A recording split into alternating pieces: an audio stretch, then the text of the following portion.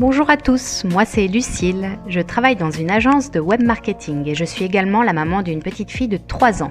Lorsque les mesures de confinement ont été annoncées, je me suis retrouvée avec mon conjoint à devoir gérer simultanément télétravail et garde d'enfants. Un exercice extrêmement compliqué. Je vous dévoile les quelques astuces que nous avons développées pour obtenir un équilibre à la maison.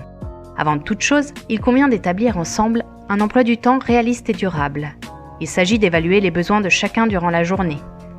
Cet emploi du temps doit contenir des moments de jeu en autonomie pour laisser les parents travailler, des temps d'activité ensemble pour partager des moments de qualité, des temps pour se dépenser, essentiels à chaque enfant, et bien sûr, les temps de la routine quotidienne avec les repas, la sieste, la douche, etc. Une fois ces moments établis, on peut construire avec l'enfant cet emploi du temps en y mettant des dessins, des photos, des symboles ou un code couleur par exemple. Ensuite, on l'expose de manière à ce qu'il soit toujours à sa portée et on le respecte pour le rassurer et lui apprendre à se gérer.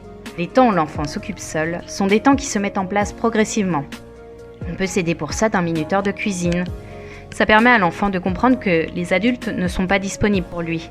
Pour ne pas le prendre au dépourvu, on peut créer un contexte, lui construire une cabane, lui proposer des idées de jeu, lui mettre à disposition des feutres, des ciseaux, de la colle, de la pâte à modeler ou lui faire écouter des histoires.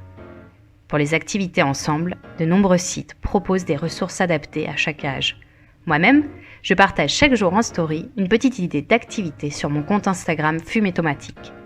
Attention à bien observer votre enfant pour identifier ses besoins et ses envies. L'idée n'est pas de remplacer l'institutrice, mais de s'amuser ensemble. Plus le plaisir sera grand et plus l'apprentissage se fera naturellement. Quant au temps pour bouger, indispensable à tous, on peut faire des parcours dans le salon, des cache-cache, danser, mimer ou faire du yoga.